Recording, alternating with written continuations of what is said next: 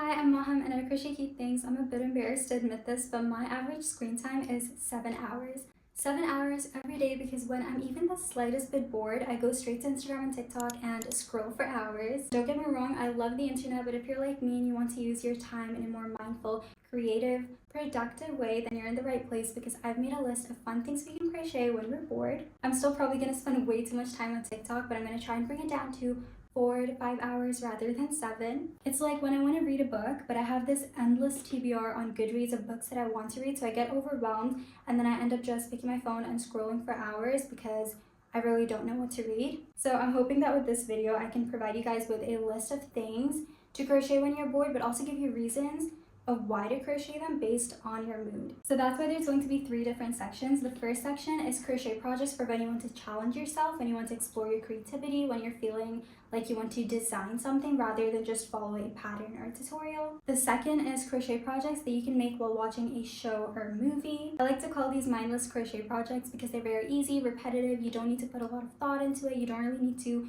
focus on the pattern or tutorial that you're following. You can just watch the show that you're watching, the movie that you're watching, and crochet along. I personally watch a lot of sitcoms and reality TV, so these are the kind of shows that you don't really need to focus on the plot. It's just a lot of funny moments and drama. So when I'm watching things like that, I like having something to do with my hands as well, which is usually crocheting. So then I have the show on for background entertainment, and then I'm doing something with my hands and creating something as well, so there's no room for boredom. And then the third section is full of quick and easy crochet projects that you can make in less than 3 hours. So these would be perfect for when you don't want to commit to a lengthier project and you just want to make something cute and easy and quick and finish it up. Before we get into the rest of this video, if you're a crafter, small business owner, or anyone who wants to create their dream website from scratch without any coding experience, I'm so excited to talk to you about today's sponsor, which is Universe. Universe is a drag and drop website building app where you can hyper customize your site to match your creative vision. You can start with a blank canvas or pick from one of the many Universe templates. There's so many to choose from, including mine. You can then make any type of site with Universe, from a simple link list for your link in bio to a full online shop selling digital or physical products to a blog or portfolio showcasing your work.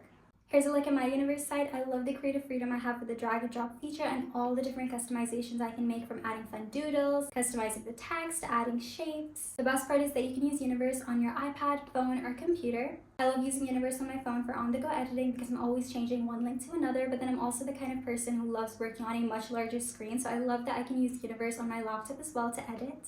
If you're in the US, the Universe Sell Block will enable you to start selling your creations and start making money in minutes. You can also use the download block to sell digital items. Although the sell and download blocks are US only, the PayPal block can be used by everyone to accept payments. Universe is free, but you can make the jump to Pro to start selling, remove Universe branding, get access to the code block, and unlock additional customization options. You can use the first link in my YouTube description to get 25% off your first year of Universe Pro, or use the second link to try Universe for free. So first section, the first thing that came to mind when I was drafting this video was crochet flowers and bouquets. I started crocheting flowers a few months ago and I had so much fun with them. It's so rewarding making each of the petals and then joining them together, and they turn into a gorgeous, beautiful flower that will last forever. So here's what I'd recommend you do. You can of course crochet any flower you want to, but here's a fun little idea. You can scroll on Pinterest and you can find a flower bouquet that's from real life that you really like, or you can pick a color scheme to match your room, or just pick like a theme that you want to recreate, and then you can mix and match different crochet flowers and create your own bouquet or a flower bouquet for a vase in your room. So there's a lot of free tutorials and patterns out there for a bunch of different flowers, so I've got a list to share with you. On my channel you can find how to crochet roses and lilies in 2 different sizes, so that's a whole bouquet on its own if you mix and match different colors. And then there's so many other flowers too, so let me go through them. There's forget-me-not flowers, lavenders, tulips. There's a bunch of different ways. You can do like a plushy like stuffed tulip, and then a tulip with like individual petals. There's daisies, carnations, a mini rose bouquet if you don't want to make something like a proper like real life flower sized bouquet. There's also mini roses. Then there's a tulip flower pot, which I think is such a great idea because you can have a lot of fun with customizing the pot. You can add bows, you can add hearts, you can make it different colors, you can add ruffles. You can also mix and match different flowers and add them in between the tulips themselves. And then leaves and maybe like small animals, maybe like a little bee. Then there's hydrangeas, this flower from Tangled, which is so cute if you love Rapunzel, and orchids. Also, to help you out a little bit more, because crocheting flowers requires a bunch of different extra materials, I've made an Amazon storefront page with all the materials that you can use, plus some yarns that I recommend for crocheting flowers. So the link for that will be in the video's description, so you can just scroll down and find it. But overall, you can basically use any yarn and hook, but it depends on whether you want a delicate, finer flower, so you'd use a smaller hook size with a thinner yarn. But if you want a chunkier, more plush-like flower, then you would use a chunkier yarn with a larger size hook. And then you'd need floral wire, a thin one for shaping the petals. This is only required for some flowers though, but then you will definitely need a thicker floral wire for the stem, but you can also replace this with a thick stick with a thinner stick. And then of course a hot glue gun, scissors, a needle for weaving in ends, and maybe a plier, because if you're using a thicker floral wire, you need to be able to cut it, and I don't think scissors work for that, so I use a plier to do that. It's quite a lot, but it's really worth it for these gorgeous forever flowers. If you want to learn a new stitch, then I have this new lace shellback tutorial that you can try. I found this stitch in a crochet book, and I was pleasantly surprised with how much fun I had trying to figure the pattern out. So I was really deeply engaged with it, and it was really fun, and it's so delicate and pretty looking. The next one, I don't know if you guys will like this, but any project with pixel grids is always so fun for me. But if you've never tried this technique before, then it is going to be a little bit frustrating, but once you get the hang of it, the color switches will come to you really easily, and you'll be able to do it without putting a lot of thought into it.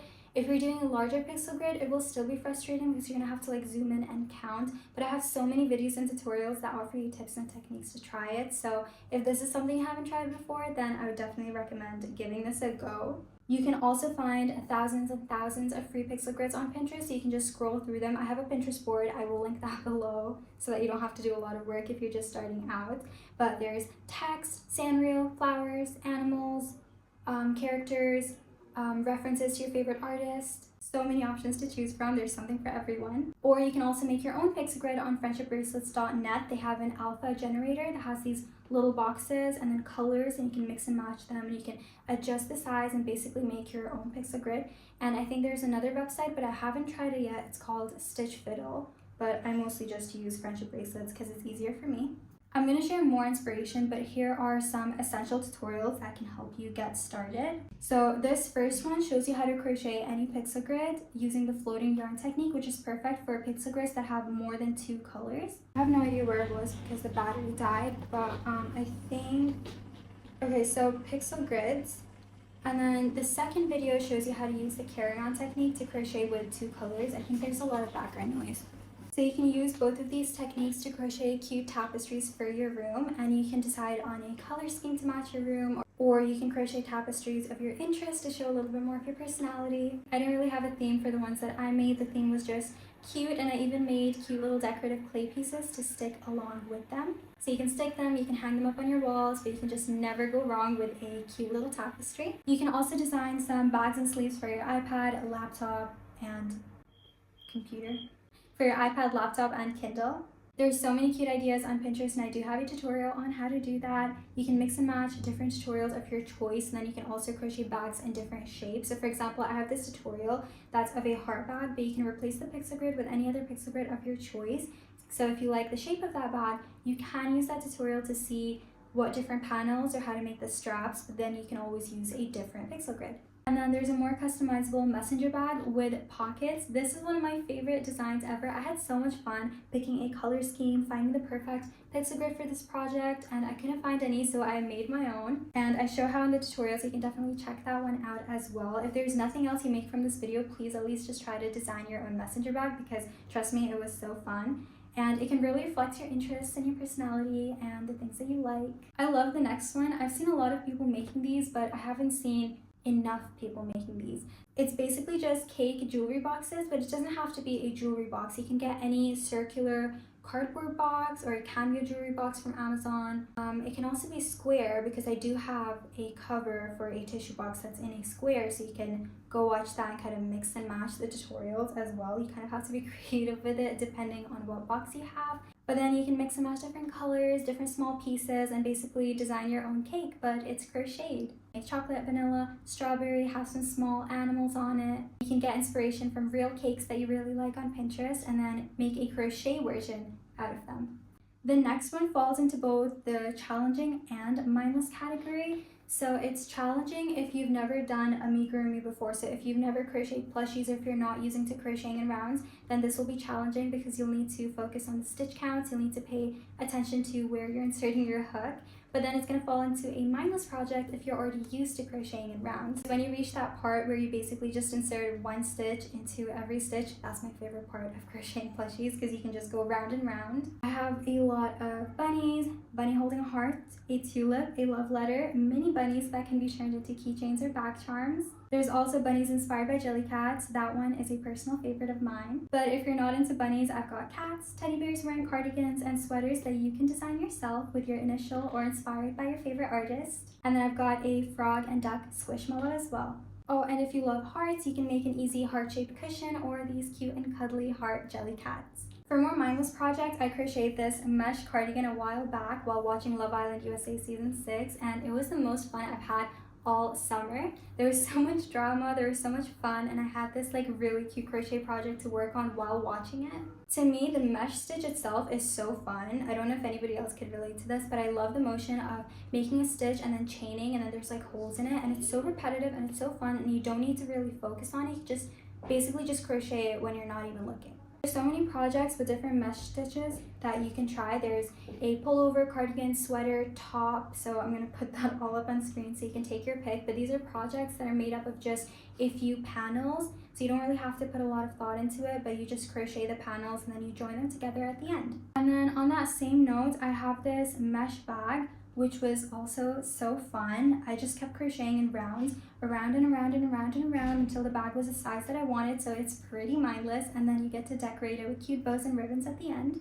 So adding on to that, any of the bags that follow this pattern, this tutorial, are also pretty mindless because you just go round and round till the bag is the size that you want, but these are just made up of single crochet stitches, so it's pretty easy. And same goes for this phone bag.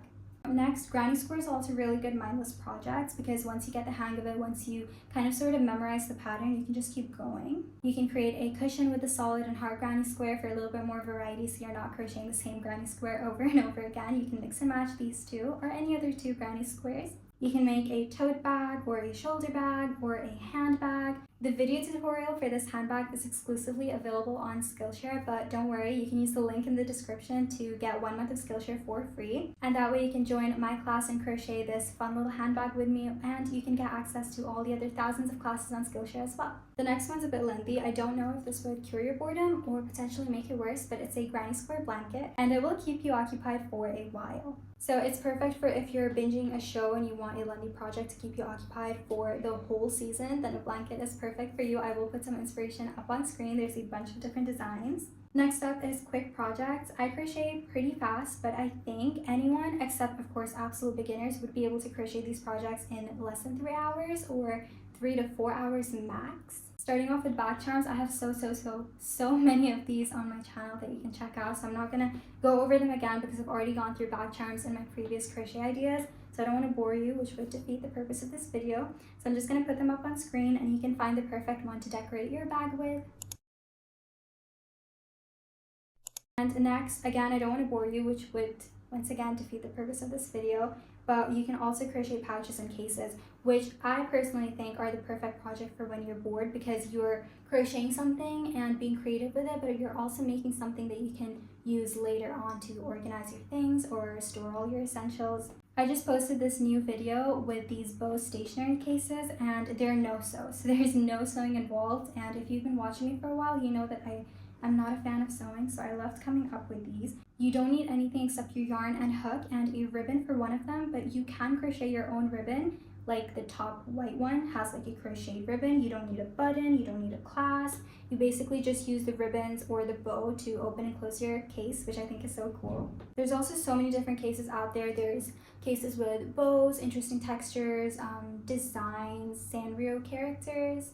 Next up, you can organize your room with some organizers that you can make with chunky or t-shirt yarn. And then last but not least, we have a recycle, reuse, turn it into something cuter project. This is when you can take old jars or basically any cylindrical object and you can crochet cute covers for them to turn them into something else. So we've got a bear pencil holder, we've got a cottage jar. I use this to store all my ribbons and I think it's so cute and fairy tale like. And the fun thing about it is that you can customize them in so many different ways. You can turn the bear pencil holder into a bunny pencil holder or a cat pencil holder. You can turn the flower pot from daisies to forget-me-nots to tulips to roses or any other flower. And then what's the last one? Oh, and then the cottage jar, you can make it a witchy jar for Halloween. You could do different colors and customize it to your liking. I think the pattern for the covers is also so versatile that once you learn that technique, you can basically use it to make baskets and organizers as well on your own. So that's definitely a tutorial that I highly recommend you check out because I personally think it's so underrated. And that's just about it. I will have another crochet ideas video coming out for fall soon. And in the meantime, you can let me know what you'll be crocheting in the comments, and I'll see you next time. Bye!